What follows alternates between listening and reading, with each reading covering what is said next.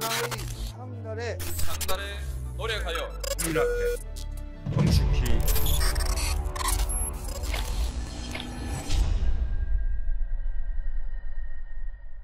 네, 반갑습니다. 네, 그땐 왜 제가 돌아가겠습니다. 드디어 기다렸습니다. 이제 대선 시즌이. 예. 우리가 이거 준비하려고 꽤 오랫동안 준비하다가 하도 이 탄핵 일정이 안 잡혀갖고. 그렇죠. 네, 이거 언제 하나 했는데 결국은 윤석열 파면 되고. 박지영 대표가 기다리다. 왜냐면 제가 할 게 없거든, 이거 외에는. 실력 발휘 시간이 왔습니다. 이제. 조회수로 응답해 주시기 바랍니다. 네, 진짜 조회수로 응답해 주셔야 돼. 이거 우리가 유시민 장관하고 같이 털어도 이거는 내가 할 수 있거든. 자, 오늘 이제 대선 이제 첫 번째 시간 이제 해야 할 것 같은데 잘 아시겠죠? 그때는 우리 장인수 기자가 진행하는 저널리스트 그리고 최강욱 TV 박시영 TV 함께 만드는 방송입니다. 많이들 봐주시기 바랍니다. 이제 대선 길라잡이 역할을 많은 곳에서 자처하고 나설 텐데 우리 그땐 왜 들으시면 이해가 잘 되실 겁니다. 이제 왜냐하면 이게 매일매일 이슈에 대응하는 것도 있지만 기조를 잘 잡아야 하거든. 그런 측면에서 기조를 잘 잡아줄 방송이 바로 그땐 왜가 아닌가 싶습니다. 많은 분들 널리 그땐 왜 주변에 전파해 주시면 고맙겠고요. 오늘 이제 첫 번째 시간을 이제 가져야 할 것 같은데 이제 대선이지 않습니까? 무엇부터 해야 할까요? 앞으로 시리즈로 계속 나가야 할 텐데 우리 장인수 기자가 진행노를 좀 맡아서 우리 시청자들 궁금해하는 요소들 뭐 경선 룰 문제도 있고 뭐 이슈들도 많이 있는데 하나씩 좀 주제를 정해서 좀 진행을 해주시면 고맙겠습니다. 네, 오늘은 지난 19대 그러니까 문재인 대통령이 당선됐던 19대 그리고 윤석열이 또 당선됐던 20대 대선을 간단하게 리뷰해 보려고 하는데요. 일단 19대, 20대가 어떻게 진행되었는지 한번 간단히 정리해 볼까요? 19대는 뭐 잘 아시겠지만 박근혜 탄핵 때 대통령을 뽑았던 선거잖아요. 2017년. 그때는 저기 문재인 후보가 굉장히 초반부터 치고 나갔었잖아요. 왜냐하면 적폐청산 분위기가 있었고 촛불의 적장자 이 이미지가 아무래도 민주당 당대표도 역임했고 극적으로 그 전에 총선이 이루어졌는데 문재인 대표가 이끌었던 민주당 다수당이 됐죠. 압승을 했죠, 사실은. 그래서 그 당시에 이제 국민의당, 안철수당, 박지원하고 함께 했던 당이 호남을 상당히 휩쓸었지만 전국 정당으로서 민주당이 다수 의석을 장악을 했거든요. 그래서 이제 흐름상 그 총선 2016년 총선의 기세가 모아졌고 그런 다음에 박근혜 탄핵이 이루어졌기 때문에 당연히 민주당의 수권 가능성이 높아졌고 그래서 민주당이 적장자였던 문재인 대표한테 시선이 쏠렸죠. 그래서 이제 순탄하게 갈 것처럼 보여졌는데 사실 경선을 치르면서 조금 역동성이 있었어요. 당시에 이제 박원순, 이재명, 그다음에 안희정 이런 분들이 몸을 풀고 있다가 박원순 시장이 그때 당시 문재인 후보에게 각을 좀 세우다가 문매를 맞습니다. 그렇죠. 그러면서 지지율 곤두박질 쳤고 결국은 포기를 했죠. 대선 포기를 불출마 선언을 하고 선거 전략이라고 1등을 때려야 된다는 것 때문에 너무 오바를 하셨죠. 유시민 장관께서 김경수 전 지사에게 조언하는 착한 2등 전략. 그때 제가 박원순 쪽에서 찾아왔어. 전략 담당하는 분들이 어떻게 했으면 좋겠냐. 그래서 안 된다. 근데 내가 2등을 할 생각이 있으면 가르쳐 주겠다. 이랬더니 그다음부터 고민하다가 안 오시더라고. 근데 착한 2등 전략을 가르쳐 주려고 그랬는데 그때 아무튼 1등 욕심이 있다 보니까 안 됐는데 어쨌든 그렇게 해서 갔는데 그때는 그래도 나름 재밌었어요. 이게 안희정이 오른쪽, 이재명이 왼쪽. 그리고 그 두 분이 그 당시에 쟁쟁했고 물론 박원순 시장까지 해서 야 우리가 문재인 대통령을 만들어도 그 뒤가 짱짱하겠구나. 민주당이 인재가 많구나. 이런 게 사람들한테 많이 어필을 했었어요. 사실. 그리고 이제 장 외에 다른 쪽에 이제 안철수가 있었고 홍준표 그리고 이제 당이 갈라지면서 유승민이 나왔죠. 그리고 정의당이 심상정. 이렇게 이제 레이스를 밟았는데 민주당이 싱겁게 끝날 줄 알았는데 근데 이제 먼저 이재명 당시 성남시장이 치고 나왔죠. 촛불의 가장 옆에 서서 탄핵을 외쳤기 때문에 박근혜 탄핵을 외쳤기 선명성 때문에 한 20%가 쭉 수직 상승합니다. 그래서 이제 진짜 얼마 안 남았어. 문재인 후보하고 지지율이 한 자릿수로 좁혀질 때도 있었어요. 그래서 야 이거 문재인 캠프 측에 굉장히 비상이 걸렸던 시기였고 그때 이재명 대표가 그때 내가 눈이 획가닥 돌아서 그때 내가 정말 일생일대 오바를 했다라고 지금도 탄식하는 때지. 맞아요. 그때 이제 문재인 후보 측하고 각을 많이 세웠는데 특히 지지자 그룹들이 손가락 혁명군이 그때 이제 활동을 많이 하셨는데 험한 말들이 좀 많이 있었죠. 그 후유증을 오래 겪었죠. 사실은. 그게 지금도 이어지고 있어요. 지금도 이어지고 있죠. 계속 항상 문제고 선거 때마다. 이제 그때니까 뭐 소개해드릴 비화가 이제 그런 거죠. 이재명 시장은 원래 당대표를 도전하려고 준비를 했는데 문재인 후보 측에서 특사를 보내서 대선 경선에 참여하는 게 좋겠다. 그렇죠. 당을 위해서는 우리 지지자들의 어떤 역동성을 더 키울 필요가 있고 이 폭을 넓혀야 된다. 네네. 그렇게 해서 제안을 했고 이재명 대표가 그거를 논의 끝에 수락을 하셔가지고 멋진 구도가 만들어진 거죠. 맞아요. 그때 이재명은 과거 2002년에 노무현 느낌이 났어요. 왜냐하면 그렇죠. 그때 노무현 대통령도 당기필마였거든. 천정배 의원 하나만 현역 의원이 지지했거든요. 비슷했어요. 이재명 대표 성남시장 시절에 그때 2017년 도전은 아무도 주목을 안 했는데 대중이 주목을 한 거죠. 그때도 분명히 문재인 대세로는 확고히 있었는데 주목받는 다크호스로 이재명 그렇죠. 그랬었죠. 근데 이제 갑자기 그래프가 상승하니까 다크호스가 화이트호스가 되려고 조금 이제 무리하면서 빠지기 시작했고 그때 이제 뒤늦게 문재인 후보가 당시 이제 촛불 광장 현장에 나가기 시작합니다. 그러면서 이제 흐름이 다시 문재인 대세론이 형성이 됐고 그러다가 이재명이 빠지니까 그 자리를 또 안희정 후보가 치고 나옵니다. 안희정 후보가 이제 중도층의 지지를 받아서 문재인 후보를 좀 위협하는 단계까지 올라왔어요. 그러다가 다시 안희정 거품도 좀 사그라들면서 문재인 독주론이 유지됐죠. 그래서 마지막에 2, 3위 누가 할 건가 2위를 치열하게 논의하다가 결국은 근소한 차로 안희정 후보가 이재명 후보를 누르고 2등을 했던 그런 기억이 나는데 그때 이제 문재인 후보 측의 전략이 그거였습니다. 본선을 치르는 과정에서 그 안희정 표가 사실은 안철수 표로 넘어가 버렸어요. 안희정이 꼬꾸라지니까 경선에서 그 표 안희정을 지지했던 표가 안철수 쪽으로 대거 옮겨가면서 안철수의 지지율이 또 올라옵니다. 문재인을 위협하게 됐고 그러면서 거의 한 10% 차로 좀 좁혀지는 그런 형국이었어요. 그래서 굉장히 좀 긴장감이 있었고 본선 치를 때 그래서 문재인 쪽의 전략은 두 가지였어요. 적폐청산의 적장자 컨셉을 유지하자. 그래서 슬로건이 나라를 나라답게 해서 적폐청산의 그 요구, 광장의 요구를 받드는 나라를 나라답게 이게 이제 첫 번째였고 두 번째는 뭐였냐면 당 경쟁력과 후보 경쟁력의 커플링을 시도했어요.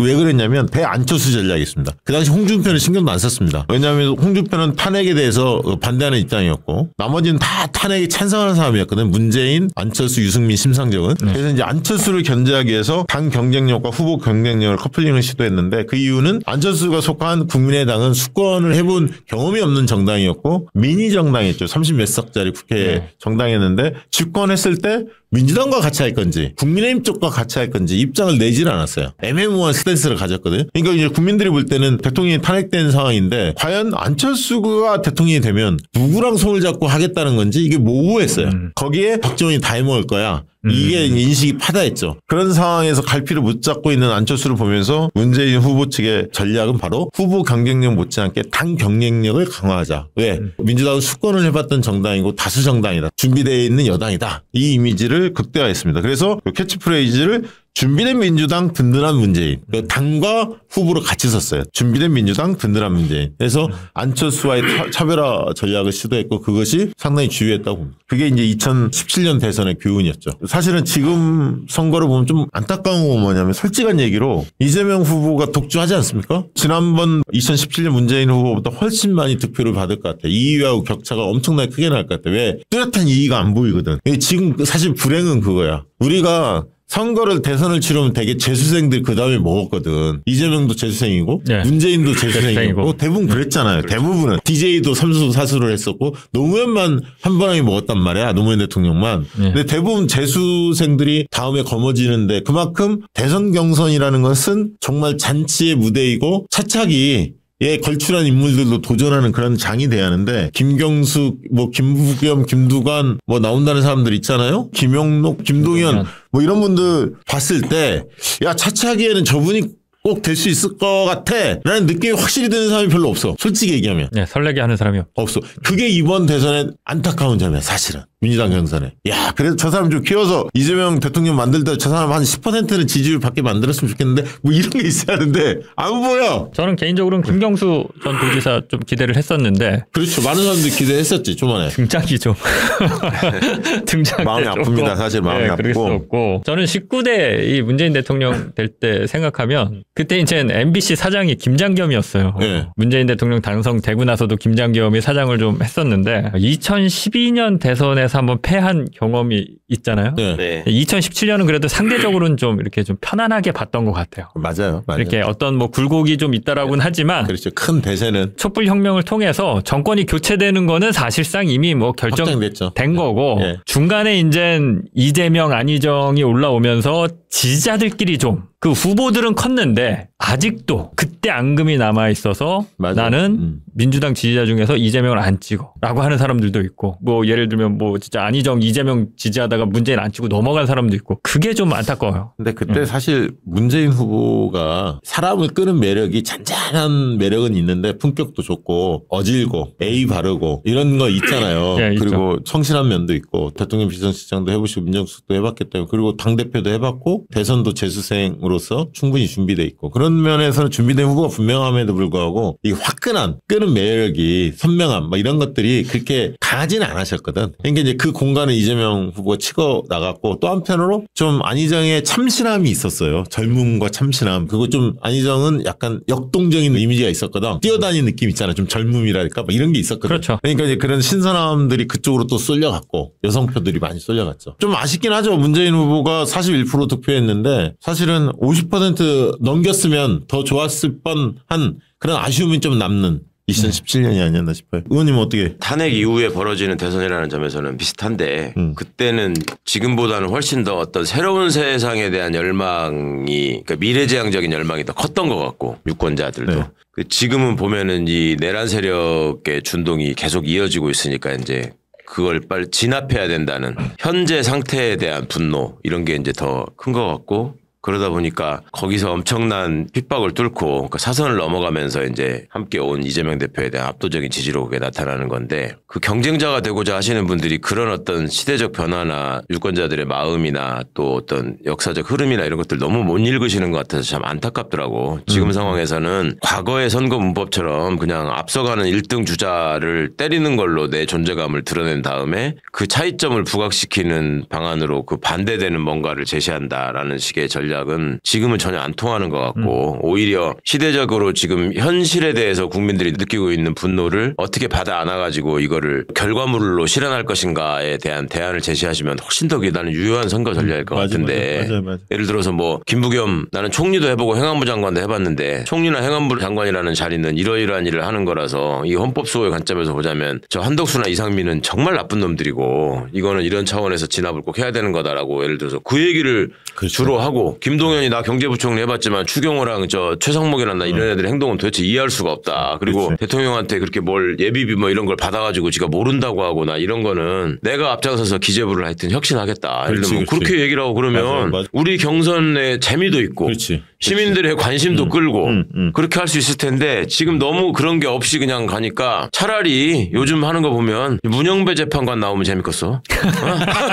거의 뭐 문영배가 지금 김장하 선생 스토리가 있지. 스토리도 있고 뭐 인격과 품성을 갖춘 아니 그러니까 김동완 전 지사 같은 경우는 뭐 이런 지방 분권에 관련해서 진짜 그럼요. 진짜 혁신적인 거. 일본은 상당히 안착화돼 있거든 지방 예. 자체가. 뭐 파격적인 걸 좀 냈으면 좋겠고. 거기 도지사 행안부 장관 해봤잖아. 해봤잖아. 그러니까 그런 얘기 하고 김경수는 또 대통령의 측근에서 모셨으니까 용산 대통령실에 있는 놈들이 내란에 이런 식으로 가담했을 거다. 이거를 우리가 그냥 둬서는 안 된다. 이거 얼마든지 그 아이템이 있거든. 맞아요. 김동연은 진짜 기재부 혁신에 대해서 할 얘기 많잖아. 그리고 지금 당장 추경도 어떻게 해야 한다 얘기하고 경제 성장률 지금 전망이 0.9 막 이렇게까지 떨어져 있거든. 여기에 대한 책임을 강하게 질타해야 돼. 네. 근데 가만히 있거든.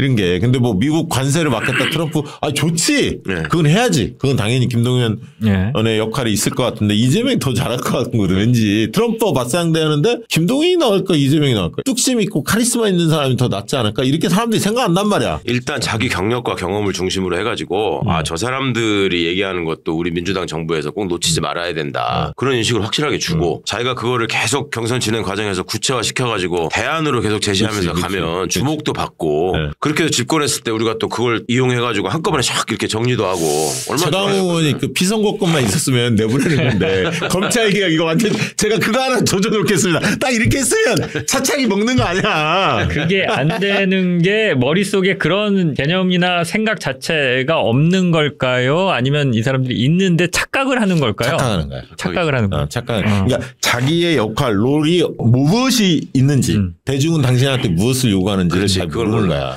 스스로는 자기가 대통령감이라고 착각하고 있는데 대중은 자기를 대통령감을 보지 않거든. 그러면 그걸 채울 수 있는 방법을요. 내가 대통령감으로서 내 나름대로 이런 경험과 실력을 갖고 있으니 여기도 봐주세요라고 가야지. 그거를 누구나 다 대통령 저 사람일 거라고 생각하는 사람한테 막 손가락질하면서 저기는 뭐 사법 리스크도 있고 뭐 안티가 많고 뭐 나는 그런 거 없어요. 이렇게 되는 게 아니잖아 그러면은. 아니 우리한테 밥 몇 번만 사줘도 이야기 조금만 해줄 수 있는데. 아니, 나는 컨설팅 한 번도 안 해봤어도 알겠는데 어떻게 맨날 선거하던 사람들이 그걸 모르냐고. 아, 자기 진짜. 앞길은 그렇게 잘 못 풀더라고 사람이. 네, 모르는 것 같아요. 자 이렇게 해서 2017년 대선, 네. 19대 대선은 좀 살펴볼 수 있을 것 같고. 2022년도 뭐 짧게 좀 정리해 주실까요? 2022년은 그거 저는 세 가지 특징으로 대선 패배의 원인을 분석을 하거든요. 첫 번째는 내부에서 무너졌다. 이게 첫 번째예요. 내부에서 무너졌다는 얘기는 무슨 얘기냐면 당시에 경선 후유증이 굉장히 심했잖아요. 네. 결선 투표 하냐 안 하니 가지고 이낙연 측에서 처음에 승복을 바로 하지 않았잖아요. 며칠 네. 끌었잖아. 그리고 갈등이 커졌고 그때 당시에 서울에서 있었던 뭉치표 10만 표에 대해서 종교 집단에서 들어온 거 아니냐라는 의혹들이 많이 제기되지 않았습니까? 이게 석연치 않은 일이 일어났고 그걸 빌미로 이낙연 측에서는 가뜩이나 이재명 대표를 못마땅히 했는데 선거를 사실상 보이콧했어요. 일부 그렇죠. 탈당도 했고 지지자들이 탈당도 했고 정운현 자기 최측근이 윤석열 지지 선언도 했고 그래서 내부로부터 무너졌다. 내부에서 이게 첫 번째였고요. 결국 뛰지 않았다. 의원들이. 그 얘기입니다. 이게 첫 번째 특징이었고 두 번째는 캠페인의 일관성이 없었어요. 기억나는 슬로건 있으세요? 이재명 캠프가 내세웠던 슬로건 한번 생각해보세요. 지난 대선 때. 네, 지난 대선 뭐 썼던 거 같으세요? 기억나는 거 슬로건으로. 글쎄요. 글쎄요지 글쎄요. 이재명은 한다 이런 거 안 했나요? 아 그런 것도 했어. 그것도 했어요? 근데 이재명 합니다 있었어. 그것만 생각나나요? 예를 들면 아까 나라를 나라할게 기억나잖아요. 임팩트 네. 셌잖아. 이재명 합니다. 잠깐 썼어. 잠깐. 끝까지 쓰지는 않았어. 기억나는 거 또 없어요? 자, 제가 얘기할게요. 자, 한번 들어보세요. 처음에는 새로운 대한민국 이재명을 합니다. 썼어. 근데 두 번째는 뭐를 썼냐면 앞으로 제대로 나를 위해 이재명. 기억나세요? 예. 기억은 나죠. 들어보니까 기억이 나죠. 이걸 잠깐 썼어. 네. 근데 이걸 끝까지 갔냐? 또 하냐? 또 바꿨어. 세 번째는 뭐냐면 위기에 강한 유능한 경제 대통령. 마지막에 이거였어. 네. 벽보 붙일 때는 위기에 강한 그래서 벽보. 유능한 경제 대통령 한 거야. 처음에는 이재명 합니다로 갔어. 이재명의 추진력과 유능함 이걸로 밀어붙인 거야. 새로운 대한민국. 하다가 그 다음에 어떻게 됐는지 모르겠지만 적적하게 썼죠. 앞으로 제대로 나를 위해 이재명. 결국은 이익수 쪽으로 간 거예요. 뭐 여러 가지 복잡하게 생각하지 말고 이재명은 너에게 뭔가 하나라도 도움 주는 사람이다. 생각을 해봐라. 될 거다. 정책적 공약적으로 생각해봐라. 성남시장 경기지사 할 때 진짜 살림을 잘 하지 않았냐 살림살이를. 그래서 이제 그런 쪽으로 가다가 마지막에는 좀 큰 얘기를 해야 하는 거 아니냐. 그러면서 위기에 강한 유능한 경제대통령 옮겨왔어요. 근데 이게 중요한 게 캠페인은 일관성이 있어야 돼. 그러네요. 근데 왔다 갔다 했어. 확신이 없었어. 확신. 여기서 윤석열한테 땐 지긴 했네요. 윤석열은 확실하게 공정과 상식 말도 안 되는데 말도 안 되는데 주구장창 얘기하니까 세뇌시키는 거잖아. 예. 그리고 또 언론이 캠페인의 띄워주고 일관성이 부족했고요. 세 번째는 추세적인 스탠스를 취한 거야. 왜 그랬냐면 대장동권이 하나 터진 것도 있었고 해명하기 급급했고 무엇보다 문재인 대통령의 아킬레스건이었던 부동산 문제. 그것도 해명하기 급급했어. 계속 그걸 치고 들어갔고 또 한 가지는 젠더 이슈. 저 이준석이가 물고 늘었던 젠더 이슈 갈라치기. 이것도 사실 해명하기 급급했어. 우리가 공격적인 스탠스가 아니라 수비적 스탠스를 취할 수밖에 없었어. 이건 불리한 거거든. 수비는 원래.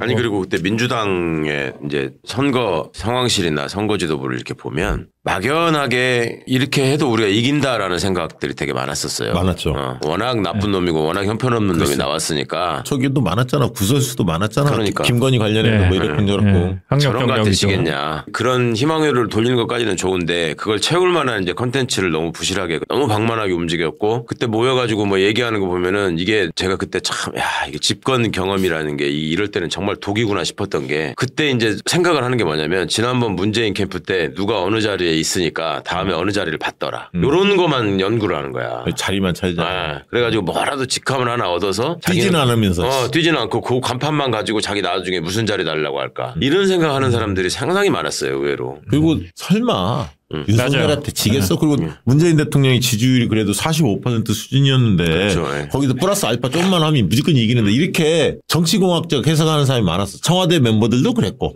의원들도 그런 사람이 자기는 뛰지 않으면서 관전자야 관전자. 근데 사실은 여러 가지 악재가 많은데 한 10가지 악재 중에 한두 가지만 우리가 제대로 대응해서 이기는 선거에서 질 수 없는 선거인데 진 거에 정말 네. 뼈 아프게 아픕니다. 진짜 뼈저리게. 제가 딱 그런 생각이었어요. 설마 윤석열 같은 사람한테 지겠냐라고. 그게 아니라고!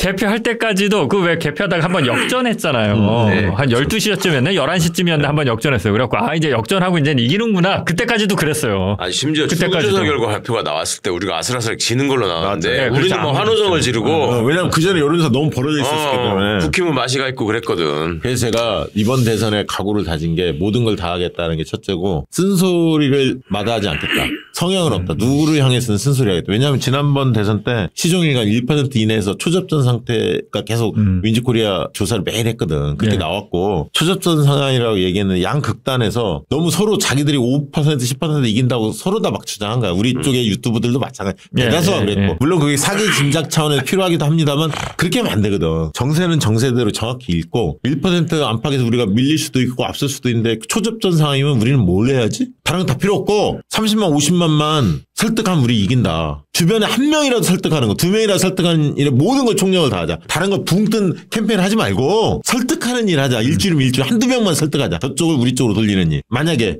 그게 1% 접전이었다면 그렇게 가야 하는 거예요. 우리가 캠페인을. 근데 막 서로 다 앞서고 있다고 막 붕 떠 있으니까 이제는 그렇게 하면 망한다 다시. 그래서 정확하게 정세를 읽어주고 만약에 너무 낙관적으로 이야기하는 사람이 있으면 그 지적하고 또한 너무 비관적으로 얘기하는 사람도 지적하고 그래서 성형 없다. 붙자 이번에는. 난 지금 가장 경계해야 될 거는 어차피 이재명이 낙승할 거다라는 걸 제일 경계해야 된다고 봐요. 그러니까 우리 지지자들 사이에서도 아니 이재명이 무죄도 되고 윤석열이가 파면이 되고 저 내란 세력들이 저렇게 국민 감정을 계속 자극하고 있는데 당연히 이기는 거지 이렇게 생각을 하고 이제 이재명 대표에 대한 어떤 신뢰나 존중이나 이런 게 강하다 보니까 이재명만 있으면 돼. 예를 들면 이런 생각. 객관적으로 뭐 완전히 허황된 생각은 아닌데 그렇다고 할지라도 우리는 만반의 준비를 해야 되는 거지. 그냥 선거라는 게 어차피 이건 이기는 거야 이런 건 없는 거잖아요. 맞습니다. 끝까지 최선을 다해야 이겨야 이기는 거지. 이번에 이제 개헌 이슈가 하루 만에 사실 조기 진압은 됐습니다. 다행히. 우원식 의장이 똥포를 찾는데 사실 이 과정에서 안타까운 현상이 뭐 우원식 혼자만 요거도 뭐 끝나는 게 아니라 이 과정에서 또 수박이라는 용어들이 다시 등장할 수밖에 없었거든. 네. 그렇잖아요. 그게 이제 분열의 언어인데 다행히 22대 국회가 들어서면서 민주당이 윤석열 정권과 한 몸이 돼서 열심히 싸웠고 또 조국 혁신당도 열심히 싸우면서 그런 게 없어졌거든. 그래서 한 몸으로 야 내란 종식하자 이게 이제 흐름이었고 지금까지 잘 왔는데 개헌 이슈가 딱 터지니까 야 국회의장 못 믿겠다 뭐 하면서 막 이제 또 분열의 언어가 나올 수밖에 없는 상황이 닥친 거야. 본색 드러내냐. 그리고 이제 또 한쪽은 뭐 개딸이니 막 이런 용어들이 나오면 안 되거든. 지금 일사불란하게 경선도 약간은 지지하는 후보가 차이는 있을지언정 선을 넘지 않는 선에서 잘 화합해서 경선 치르고 본선으로 가야 하는데 이게 삐거덕거릴 수 있는 틈이 자꾸 보이면 안 되거든. 근데 그러니까 다행히 조기 진압이 돼서 그나마 다행입니다. 사회적으로 여러 면에서 지금 분노가 차 있다 보니까 그런 어떤 분열의 언어가 너무 쉽게 지금 막 나와요.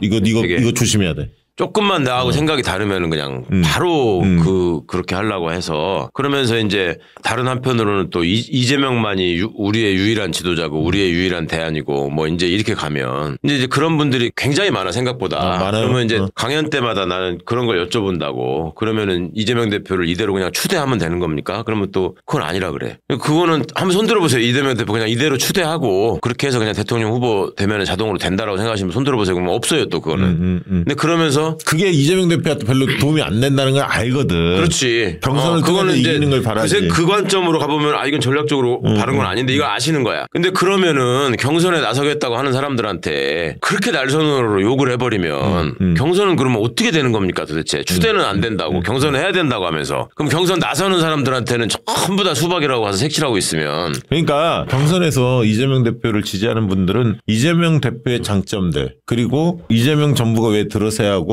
그렇죠. 이재명 후보가 압도적으로 여기서 이겨야 쉽게 얘기하면 본선에서 태클이 덜 걸리고 대세론을 안정적으로 펼칠 수 있다. 그래서 이재명 대표한테 더 힘을 실어주십시오. 라고 홍보하면 돼. 적극적으로 지지활동을 하시면 돼. 그렇죠. 대신에 김경수 뭐 김두관 등등등 이 사람들을 굳이 언급할 필요가 없어. 대중이 다 판단하고 있어 이미. 거기에 굳이 막 돌을 던질 필요가 없다고 대중이 이미 다 판단했고 당원들 다 판단했으니까 그렇게 하시는 게 좋다 이 말씀이에요. 딴 게 아니라 그 얘기. 아니 그리고 그러니까 그 근본적인 이유는 이제 경선을 생각하고 나서신 분들이 엉뚱한 소리를 했다는 게 근본적인 문제긴 한데 그치. 그럼에도 불구하고 경선이 필요하다고 생각하신다면 그분들 욕할 시간에 이재명 장점 얘기하는 게 훨씬 낫고 그리고 경선 후보들도 아까 말씀드린 것처럼 좀 내가 어떤 점을 더 잘할 수 있는가를 자꾸 얘기를 하시라고요. 그러니까 일요일날 우리가 방송하잖아요. 네. 그 다음날 월요일날이 국민선거인단 이제 선거인단 모집이 들어가요. 시간이 없습니다. 14일부터. 근데 이제 예비 후보가 7명 이하 6명까지만 되면 월요일부터 선거인단 모집이 들어갑니다. 네. 14일부터 6일 동안 들어가는데 19일까지 만약에 7명 이상 예비후보가 있다. 경선을 치를 대상자가 그러면 이제 16일 날 수요일부터 들어가는데 지금까지 나온 거는 뭐 한 5명 정도 있는 것 같아요. 많아야 6명일 것 같아서 예비 경선을 안 치르고 바로 14일 월요일부터 선거인단 모집 들어갈 가능성이 좀 높아 보이거든요. 현 시점에서는. 그런데 제가 한마디 이 한마디는 좀 하고 넘어가고 싶은데 민주당이 선거 경선 방식을 바꿔야 돼요. 왜냐하면 이 방식이 진짜 문제가 많은 게 지금 어떻게 돼 있냐면 당원은 의무적으로 누구나 당원은 투표할 수 있습니다. 그러면 한 130만에 140만 정도 되거든요. 6개월 이상 권리당원 당비를 내서 권리 행사가 가능한 당원이 현 시점에서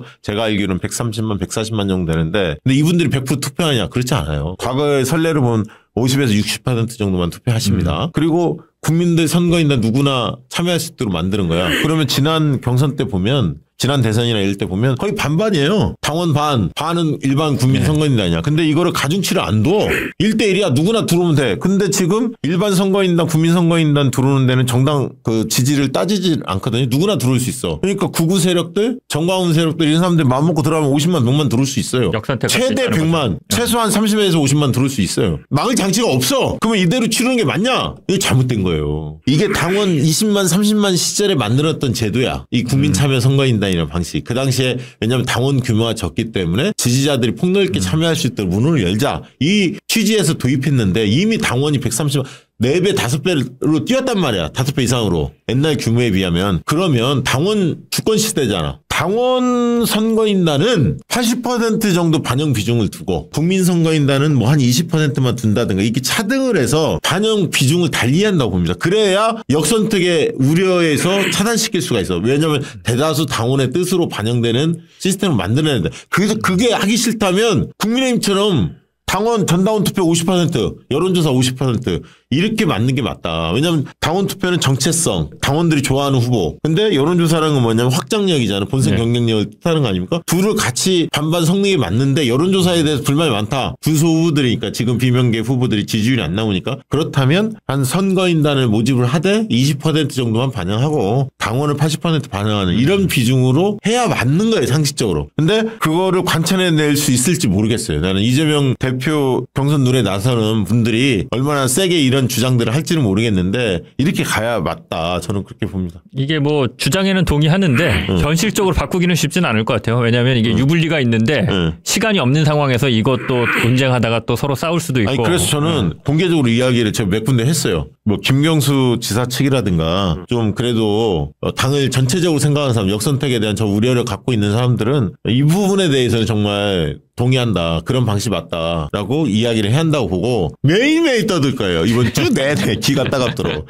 진짜 당에서 무겁게 받아들이셔야 한다. 저는 그렇게 생각합니다. 영향력이 있는지 한번 지켜보겠습니다. 아이고, 제발 좀 받아라. 예, 시간이 많이 지났는데 그 민심의 흐름 19대 20대를 관통했던 어떤 민심이 어떤 거였는지 아니 지금 심리를 좀 보면 될 것 같아요. 뭐 과거 심리보다는 최원 의원님 보시기에는 지금 국민들의 심리가 뭐일 것 같습니까? 내란 진압이죠 뭐. 이제 한덕수가 미친 짓 하는 바람에 더 확실해진 거 아니에요? 내란을 어떻게 진압하고 새로운 대한민국을 만들 것인가. 그러니까 이제 그 내용은 맞아요. 내란 진압이 어떻게 보면 내란 진압, 내란 종식이 시대 정신이 맞고 내란 종식을 통해서 위기를 극복해달라. 내란의 문제, 헌정 질서가 파괴된 거, 그다음에 경제가 어려워진 거, 트럼프 때문에 더 어려워졌죠. 윤석열 맞죠. 그러니까 위기를 좀 극복해달라. 또 한편으로는 전국적으로는 일상을 회복해달라. 이게 이제 관통하는 시대 정신인 것 같아. 내란 종식, 위기 극복, 일상 회복. 이게 이제 하나의 시대 정신이라고 보는데 사람들의 심리를 보면 제가 볼 때는 굉장히 혼란스러워하고 불확실성에 두려워해요. 그건 확실히 있죠. 그러니까 미래가 어떻게 가는 거지 이거? 저 구구 세력들이 저 승복을 제대로 할까? 이재명 정권이 들어서도 저 계속 시위하면서 발목 잡고 이러지 않을까? 이게 하나 있고요. 그다음에 트럼프 저거를 이겨낼 수 있어 우리가? 이런 등대 걱정이 굉장히 많아졌어. 과거에 대한민국이 잘 나갈 때 그 영광의 시간을 우리가 되찾을 수 있을까? 국가 품격을 올릴 수 있어? 민주주의 수준을 한 단계 발전시킬 수 있어? 막 이러저러한 고민이 많아. 그래서 그렇죠. 한편으로는 분노가 있지만 저 내란 세력의 준동에 대해서 강력하게 진압을 해야 한다는 이 피 끓는, 특히 또 한덕수가 또 뻘짓을 했잖아요. 이완규를 임명하지 않았습니까? 이거는 명백히 보면 윤석열 파면에 대한 불복이에요. 승복하지 않겠다는 거고, 이거는 누가 봐도 윤석열 인사입니다. 한덕수가 거수기 역할을 한 거고. 이런 행태를 보면 참을 수 없잖아. 분노가 일잖아. 근데 한편은 또 뭐냐면 불안해. 분노와 불안이 같이 있어. 근데 사실은 가면 갈수록 분노보다 불안이 커져요. 이게 내란이 장기화됐기 때문에 걱정거리가 많아. 주식이 막 폭락하고 자산 가치가 크게 떨어져 있거든. 그래서 그런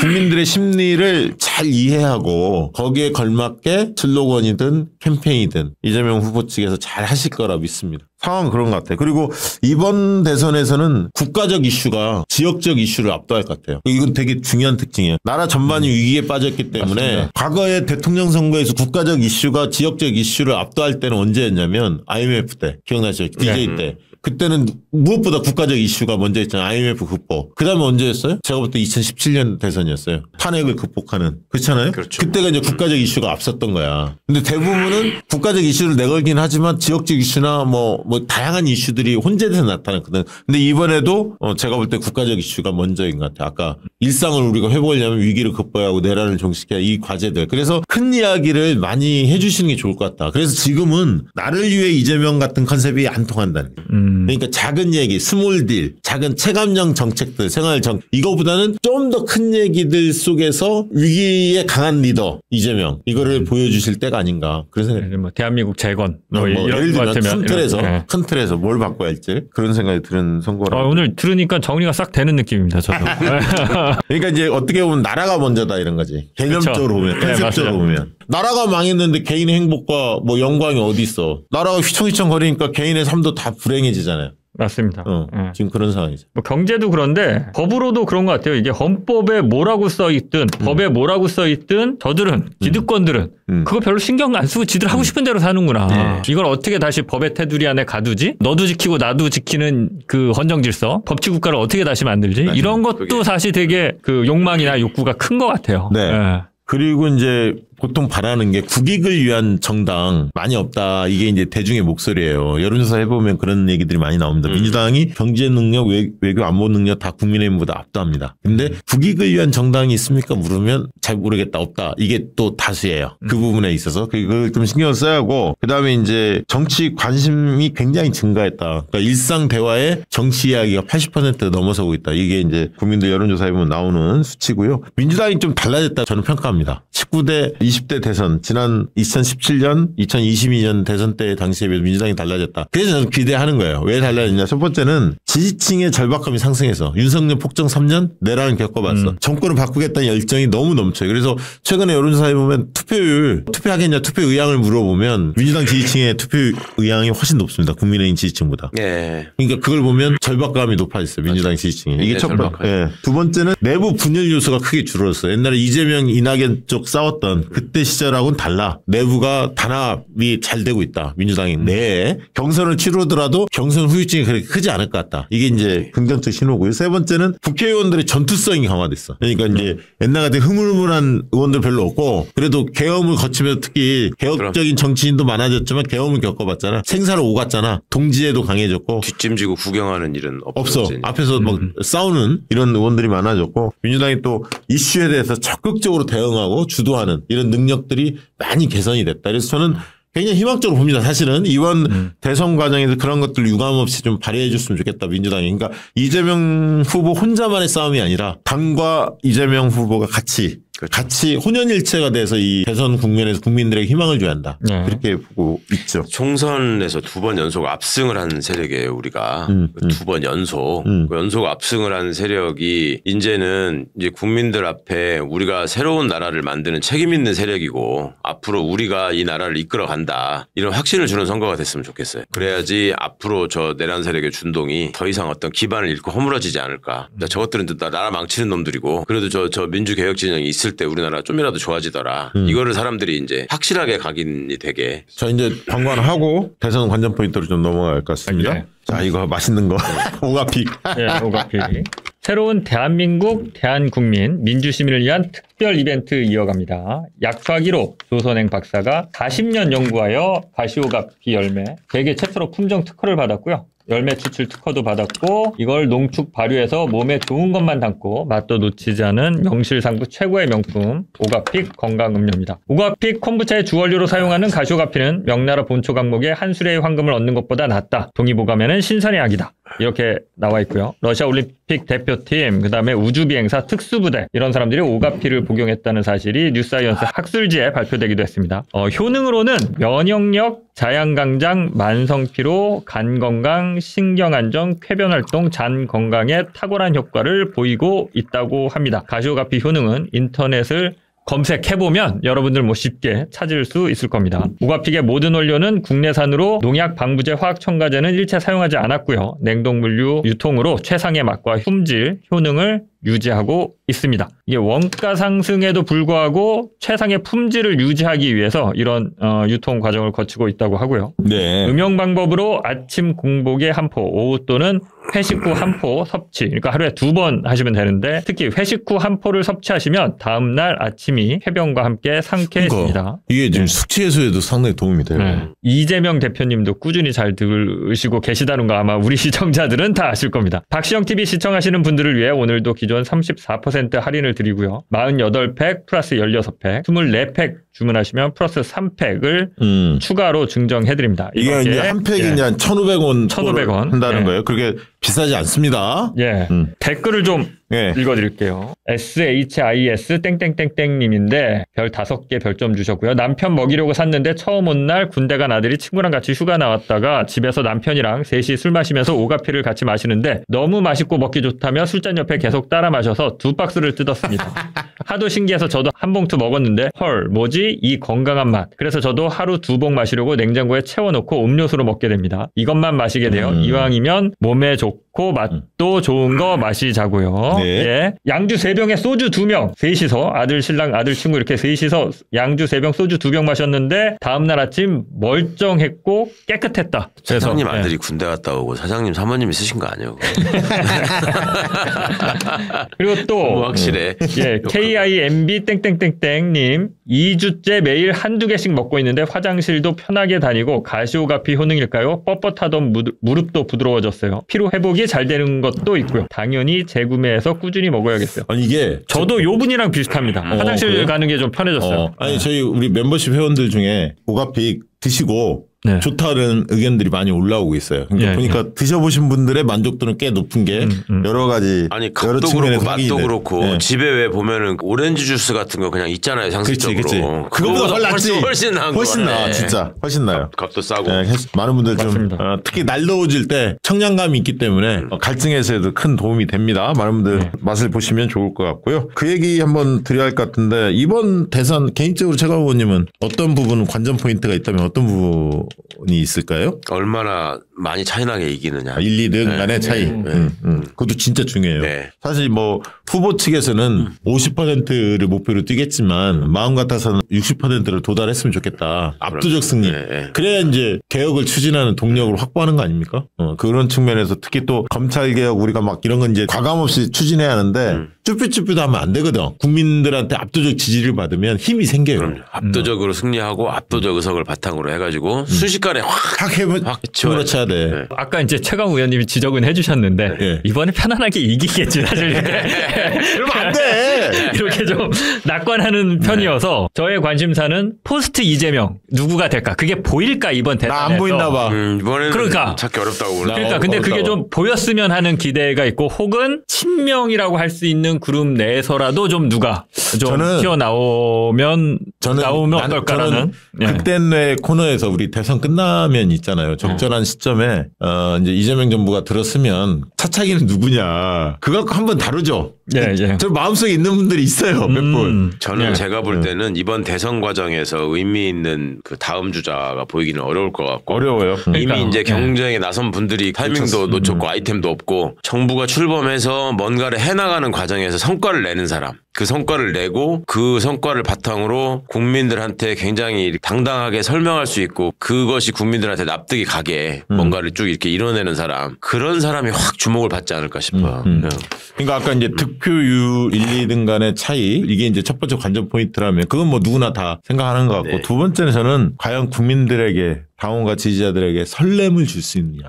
이거 중요해요. 새로운 리더, 새로운 정부가 수립됐을 때 사람들이 갖는 기대감이 있잖아요. 위기를 겪었기 때문에 더 간절함이 클 거고 더 기대가 클 거라고 봐요. 그렇죠. 그걸 채워주는 선거가 돼야 돼. 이 과정에서 정책이라든가 여러 가지 방향에 대해서 국민들이 끄덕끄덕하고 야 진짜 3년 뒤, 5년 뒤에 내 삶이 어떻게 바뀔까, 이 기대감에 충만해질 수 있도록 그걸 좀 보여주셨으면 좋겠다.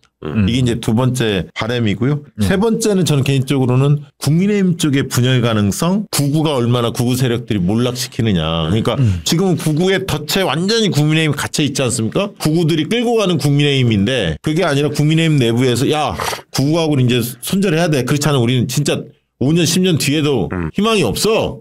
이런 목소리가 과연 내부에서, 국민의힘 내부에서 얼마나 나올 수 있을까? 이게 이제 관전 포인트죠. 못 나오죠. 옛날 2017년에는 유승민이 뛰쳐나왔잖아요. 이준석이 뛰쳐나왔잖아. 지금 조용하잖아요. 못 나온다니까. 저는 비슷한 얘기일 수 있는데 이번 대선이 국민의힘 쪽을 바라보고 본다면 저 정당이 존속할 수 있을까? 그렇지, 그렇지. 예, 살아남을 수 있을까? 예, 해체될 것인가 아니면 유지할 것인가가 대선을 통해서 어느 정도 좀 윤곽이 예상외로 꽤 높은 지지율이 어찌됐건 나온다면 한 후보를 내세워서 그러면 위헌정당 해산 심판 이런 걸 세게 밀어붙이기가 동력이 사실 좀 떨어질 수 있거든요. 아니, 예? 그러니까 지금 상식적이면 지금 타임에 보수 쪽에서는 집권 전략을 세운다면 야 당명은 바꾸자. 그리고 그치. 뭐 예를 들면 이준석 당하고 개혁신당하고 통합을 하고 당명 바꾸고 상식적이라면 뭔가, 그렇죠. 뭐 이렇게 좀 얼굴 화장빨로 뭔가 좀 눈속임을 하자 국민들을, 이렇게 나오는 게 정상이잖아. 근데 양권을 박수로 추대하지 않습니까? 그러니까. 그리고 아주 잘하고 있어. 야 진짜. 지금 파면에 찬성했던 놈들 다 튀어나가, 뭐 다 나가, 뭐 이러고 있으니까. 김상욱이 힘들대 요즘에. 그러니까. 조경태까지. 야, 저렇게 다 버리면 조경태는 어떡하나. 그러니까 이러고도 존속할 수 있을까? 이걸 좀 대선 때 지켜봐야 될 것 같아요. 사실은 지들도 그걸 아는 것 같아. 이번에 한덕수의 난의 배경이 된 게 그리고 위원재당 해산을 어떻게든 면해보겠다라는 의도가 나는 강하게 작용했다고 그쵸. 봐. 예. 네. 그 두려움이 있기 때문에. 그리고 이재명 대표에게 바라고 싶은 거는 아까 새로운 희망에 대한 비전 제시, 이건 뭐 기본이고, 또 한 가지 약간 공격적으로 좀 나섰으면 좋겠어. 그러니까 이제 이런 위기 극복의 시대에는 좀 안정감 있는 리더를 선호하는 건 맞아요. 예. 그건 이해는 되는데 저쪽 세력에 대해서 반격의 빌미를 주지 말자. 내란을 진압하는 선거가 됐으면 좋겠어요. 그래서 저쪽의 선거 전략이라는 게 뻔하지 않습니까? 이재명 대 반 이재명. 여전히 언론이 막 받았어. 그게 마치 대선의 구도인 것처럼. 정말 진짜 미치고 환장할 건데 우리 지지자들이 그걸 보면 바로바로 그 언론에 항의하고 반박해야 돼. 뭔 얘기냐면 이재명 대 반 이재명이 구도가 아니에요. 헌정 수호 세력 대 헌정 파괴 세력, 예. 민주주의 세력 대 내란 세력, 그게 대결 구도라고. 명백하잖아요. 이번 선거는 규정이 너무 명백한데 명백하죠. 이거를 이재명 대 반 이재명 이런 식으로 쓰고 있어요. 미친놈들이지. 그걸 좀 바로잡았으면 좋겠고, 이재명 대표는 수비가 아니라 수세가 아니라 공격의 포지셔닝을. 그러니까 어떻게든 구도를 해라. 흐트러야지 그나마 살 길이 생긴다고 생각하고 이제 온갖 장난질을 칠 텐데. 맞습니다, 이게 맞습니다. 흔들림 없이 내란 세력 진압의 한 길로 가야죠. 맞습니다. 개인적인 어떤 역할을 저는 개인적으로 해야겠다라고 보는 게, 이게 사실 언론개혁 이슈가 정책 우선순위에서 늘 밀려요. 예, 우선 정책 순위, 그러니까 위에 올라갈 수가 없어. 언론개혁은. 근데 민주 진보 진영에 있는 많은 시민들이 다 언론개혁 너무 간절하다. 해야 된다라고 모두가 느끼잖아요. 근데 이걸 정권 차원에서 저도 뭐 크게 기대는 안 한다. 세게 이걸 공약으로 내세우거나 해서 이게 좋은 건가? 저도 사실 헷갈려요. 나는 난 생각이 있어. 언론 개혁은 금융실명제처럼 해야 돼. 아니, 무슨 얘기냐면 예. 너무 막 요란하게 얘기하지 않고 그러니까. 전격적으로 딱 해야 돼. 전격적으로. 근데 아무튼 그러니까 저도 비슷한 생각이에요. 그래서 이걸 후보가 내세우고 민주진영 진보에서 야 우리 정권 잡은 니네 다 죽었어. 이렇게 하는 거는 오히려 안 좋을 수 있을 것 같아요. 그래서 저는 이미 하다가 말긴 했는데, 제가 요새 이제 북콘서트 다니면서 계속 하는 얘기가 이 언론개혁. 그리고 어떻게 할 것인가, 구체적인 정책, 제가 고민했던 것들을 얘기하면 굉장히 다들 좋아하세요. 아니, 처음 그래서- 들어본 얘기다. 그래서 장인수 기자를 만약에 이재명 대통령이 필요하다. 뭐 예를 들면 홍보 수석을 써야겠다. 그때 뇌는 치명타지만 보내드리겠습니다. 이재명 대통령이 그럴 일은 쓰겠다고 없을 거의 거라고. 보내드리겠습니다. 성과도 내고 국민들에게 뭔가 효능감을 주려면 장인수 방송통신위원회 부위원장을 해야지. 아 그래요? 이진숙하고 같이 있으면서 거기서 이진숙의 빵을 계속 뺏어 먹는 거야. 그래서 이진숙도 미쳐버리고 이진숙이 한 달도 안 돼서 그만 예. 한 달도 안 돼서 그만두겠다고 할 거야. 법인카드로 빵 좀. 그러고 난 다음에 빵 장인수 좋아한다. 위원장이 되고 부위원장으로 이명수가 가는 거지. 그래가지고 좋다 좋아. 근데 아무튼 말씀하신 대로 대선이 끝나면 힘있게 밀어붙였으면 하는 이걸 뭐 맞아요. 요란하게 떠들 건 아닌 것 맞아요, 같은데 제가 맞아요. 봐더라도 네, 네. 근데 이제 정치권에서는 요란하게 못 떠들더라도 제가 돌아다니면서 같이 같이 저는- 돌아다니면서 얘기를 좀 해보려고 합니다. 저는 검찰 개혁도 마찬가지고요. 더 이상 막 얘기 많이 할 필요가 없어. 네, 맞아요. 이미 검찰 공감대 개혁은. 다 형성돼 있고 그거를 확실하게 결단해서 조기하느냐 못하냐의 문제이지. 더 이상 뭐 거기에 대해서 오래 떠들 필요도 없고. 검찰 개혁은 얘기하고 걱정할 필요가 필요 없이 없어. 그건 그냥 하면 되고. 하면 되고 기재부 개혁도 원론적인 얘기하고 저는 이제 기재부는 개혁하려면 정부조직법 TF로 구성을 해야 돼요. 인수위가 없기 때문에. 네. 왜냐하면 기재부를 예산처하고 재경부를 과거처럼 만약에 분리한다. 그게 맞는 것 같고 그러려면 몇 개월 준비를 해야 하거든요. 저희 국회에서 통과돼야 하고 정부조직법 개편이. 그러니까 이제 그러려면 지금부터 한쪽에서는 대선을 치를 준비 또 한쪽에서는 인수위 없는 새로운 정부에 대해서 어떻게 할 건지 이 준비를 이재명 사실은 캠프는 두 가지 과제를 다 숙제가 부여돼 있다. 이렇게 봐야 할 거고 그래서 정말 능력 있는 분들이 많이 좀 참여했으면 좋겠고 저는 개인적으로 설령 우리 유튜브에 영향을 준다고 하더라도 고이 보내드릴 테니까 제발 가서 역할을 좀 더 하셔라 얘기 드립니다. 자 이제 마무리해야 할 것 같습니다. 저 마무리하는 중에 그 얘기 좀 드릴게요. 아까 말씀드렸는데 선거인단 투표 굉장히 걱정이 돼요. 민주당 경선 방식이. 그래서 아까 80대 20 당원들을 80% 반영하는 거 일반 국민선거인단을 20% 반영 이거를 좀 목표로 싸웠으면 좋겠고 아니 근데 그 질문하려고 그랬는데 국민경선을 처음 해보는 게 아니잖아요. 예. 그리고 지난번에 이제 국민경선 과정에서 서울에서 갑자기 10만 표가 이상하게 들어왔네. 보이는 10만 표 그게 이제 미스테리라고 계속 얘기했는데 지금 보면은 신천지일 가능성이 제일 높잖아. 신천지 또는 또 하나 종교 세력이 있더라고. 얘기 나오는 거는. 예, 하여튼 그런 걸 가능성이 있잖아요. 예. 지금은 4-5배로 커졌어 이게. 그러니까 그것 때문에 지금 이 국민경선 그치. 부분을 걱정하는 거죠. 그렇죠. 당연합니다. 그러니까 그런 부분들을 좀 설명을 드려야 될 것 같아. 그러니까 쭉 해왔는데 왜 지금 와서 그거 이상한 것처럼 어려운 것처럼 왜 그러냐. 지금은 여러분들 내란이 일어났음에도 불구하고 계엄이 터졌음에도 불구하고 저들이 저렇게 뻔뻔하게 서부지법 뭐 폭동을 조장한다든 이런 거 봤잖아요. 얼마나 뭉쳐있는지. 일베, 정과운 세력, 세이브 코리아, 신천지 뭐 다 살아있잖아요. 그 버튼 누르면 10만 명, 20만씩 조직하는 건 일도 아니에요. 솔직히. 오픈 프라이머리에 대해서 제가 굉장히 비판을 했는데 똑같은 방식이 국민선거인단이에요. 다를 거 하나도 없어요. 효과적으로 막을 수 있는 어떤 방어 수단이 아직까지 없어요. 없는 거죠? 없어요. 전무합니다. 솔직히 전무하고 그러니까 논리적으로 따지면 민주당이 국민경선 비중을 50%로 계속 할 거면 오픈 프라이머리를 안 하는 것도 이상한 거고. 그치. 그러니까 오픈 지금 프라이머리를 안 할 거면 아니 지금은 50%라는 규정도 없고 1인 1표기 때문에 만약에 당원이 40만 명이라고 칩시다. 지금 130만 내지 140만 명 중에 만약에 60%가 투표했어. 과거 60%. 그러면 84만 명이야. 네. 근데 만약에 국민선거인단에서 100만 명이 들어왔어. 그러면 국민선거인단이 더 표가 센 거예요. 네. 1인 1표야. 근데 만약에 40%밖에 안 했어. 투표를 당원선거인단이. 그러면 140만에서 40%면 56만이야. 56만 투표하고 여기는 100만이야. 그러면 정과운 세력이 그냥 자기들이 원하는 대선 후보를 만들 수가 있는 거야 민주당에. 그래서 이렇게 돼서는 안 된다. 이거는 무슨 비명계 군수후보 불이익을 주려고 하는 게 아니라 이런 제도는 잘못돼 있고 이렇게 극우 세력들이 똘똘 뭉쳐있고 이 흔히 말하는 진영 대결이 가파른 상태에서 이게 불가능한 방식이고 집단적인 장난질에 취약한 취약한 구조라 구조지. 그리고 민주당이 20만 30만 권리당원 규모에서 지금 140만 이렇게 됐으면 모수가 커졌잖아요.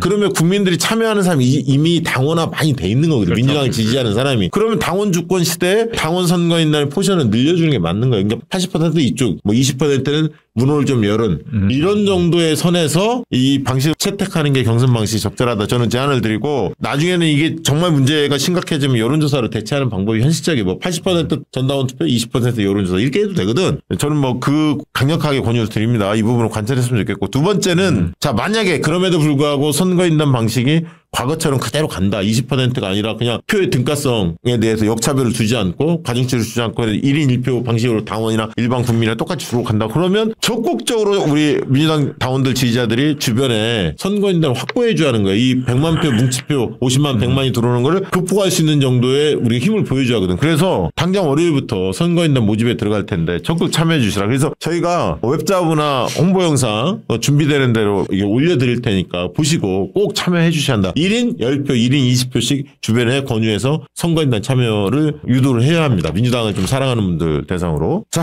끝으로 한 말씀 하시고 마무리 지었으면 좋겠습니다. 강윤수 기자 오늘 어땠습니까? 첫 번째 시간이잖아요, 대선. 사실 저는 그동안 기자 생활을 오래 해와서 이런 정치 비평이나 이런 쪽은 사실 제가 잘 모르고, 예, 그냥 약간 좀 피상적으로 이렇게 봐왔는데 오늘 그래도 설명을 드리니까 좀 이렇게 아주 모호하게 막연하게 했던 게 좀 나름대로 구체적인 언어로 좀 정리되는 느낌이 있어서 좋았고요. 진짜 이번에는 아까 이제 설렘을 말씀하셨는데 저는 이미 살짝 설레요. 아, 좋네. 좋아. 네, 그러니까 사실 지난번까지는 검찰개혁, 언론개혁이나 이 정말 우리 사회의 병증들을 씻어낼 수 있는 개혁이 될 수 있을까에 대해서 뭐 될까 안 되지 않을까? 그냥 아주 약간의 기대? 네, 근데 높은 현실의 벽을 체감했다라고 하면 이제 국민들의 분노도 그 벽을 넘을 수 있을 만큼 올라왔고 민주당 의 그런 야성, 어떤 그런 전투력, 인식 같은 것도 올라온 것 같아요. 예, 예. 중도층이나 이런 많은 국민들이 이 기득권 카르텔이 얼마나 파렴치한지 이미 봤고 그래서 굉장히 불행한 일이지만 우리가 잘 준비하고 잘 대처하면 다시 한번 진짜 대한민국이 크게 도약할 수 있는 계기를 이번 대선에서 만들 수도 있지 않을까라는 기대, 설렘이 조금씩 생겨나요. 그래서 좀 이번 대선은 꼭 그런 계기가 됐으면 합니다. 네, 최강 의원님. 저는 뭐 백수 생활을 오래 해서 정치평론에 대해서는 잘 모르지만 저도 아는 거를 대통령이 되겠다고 나서신 분들이 모른다는 게 참 너무 안타까울 때가 많아서 그거는 좀 정말로 좀 숙고를 해서 국민들한테 희망을 주는 경선이 될 수 있도록 좀 잘들 준비해 주셨으면 좋겠고 장인수 기자가 설렘을 말씀하셨는데 그 설렘이라는 게 사실은 폐허 속에서 우리가 장미꽃을 피울 수 있느냐 없느냐의 문제인 거잖아요. 그거를 기대하시고 거기에 마음을 모으는 시민들이 지금 어느 때보다도 그 의지가 뜨겁고 똘똘 뭉쳐 있을 때니까 이 동력을 어떻게든지 우리가 잃지 않고 이거를 계속 가지고 새로운 나라를 만들 수 있도록 대통령 선거 과정이 정말 좀 축제처럼 이루어졌으면 좋겠고 제발 좀 분열의 언어를 난사하는 걸로 나의 분노나 이런 거를 좀 충족하려고 하지 마시고 분노가 의지를 갉아먹는 일이 생기니까 가급적이면 우리가 새로운 시대에 대한 희망을 가지고 이 에너지를 건강하게 발산했으면 좋겠다는 생각이 많이 들었어요. 어차피 뭐 경선 치르면 뭐 치열하게 싸움은 할 것 같은데 걱정이 좀 됩니다, 사실은. 근데 착한 2등 전략을 저는 김경수나 김동인이나 이런 사람들이 좀 현명하게 생각해 봤으면 좋겠어요. 그게 맞고요. 예를 들면 시대정신에 투철한 이야기를 하면 많이 좁혀지거든. 누구랑 싸워야 할 건가에 대해서 이재명이 적이 아니라 우리 사회 적폐하고 싸운다고 생각하고 경선에 임해줬으면 좋겠어요. 아유, 솔직히 어차피 2등이면 최고로 잘하는 거요. 1등은 못 하잖아. 그러면 기왕에 2등 하는 거 착한 2등 하라는 말이 뭘 얼마나 좋은 말이야 이게. 섭섭하게 생각하지 말고 네. 밥이나 몇 번 사러 와요. 그럼 우리가 한마디씩 해줄 테니까 좀 착한 2등 전략 구사했으면 좋겠고 경선이 아름다운 경선이 됐으면 좋겠다는 소망이 있습니다. 그래서 선거는 누구를 상대로 싸울 거냐를 잘 정하는 것에서부터 사실은 출발해. 나는 어떤 상품으로 나를 어떤 상품으로 만들지? 나를 어떤 사람으로 어떤 정치인으로 만들지? 이게 1번 전략이라면 두 번째 전략은 누구를 상대로 싸울 거냐 이게 중요해. 근데 그 누구가 이재명이 아니라는 거야. 비전 싸움을 해라 이거야. 우리 사회에 뭐가 잘못됐고 이 부분에 대한 기득권과의 싸움을 나는 어떻게 전개하겠다. 아까 그게 기재부일 수도 있고 수도권 중심의 이 사고 엘리트 구조일 수도 있고 다양하거든. 그걸 좀 잘 지혜롭게 생각하라는 얘기 하고 싶고 마지막으로 이제 의원님들한테는 민주당 의원들에게는 죽음을 같이 건너온 동지들이잖아. 계엄 과정에서. 그래서 못할 일이 없다. 우리 민주당 의원들끼리 똘똘 뭉치면 그런 자신감을 가지시고 새 정부가 들어서면 정광석화처럼 개혁을 추진하셔라. 그 얘기를 좀 드리고 싶고요. 당분간은 그때 내에는 대선 시리즈로 좀 이어가도록 그렇게 하겠습니다. 오늘 방송 이것으로 마치도록 하겠습니다. 기대해 주십시오. 고맙습니다. 감사합니다.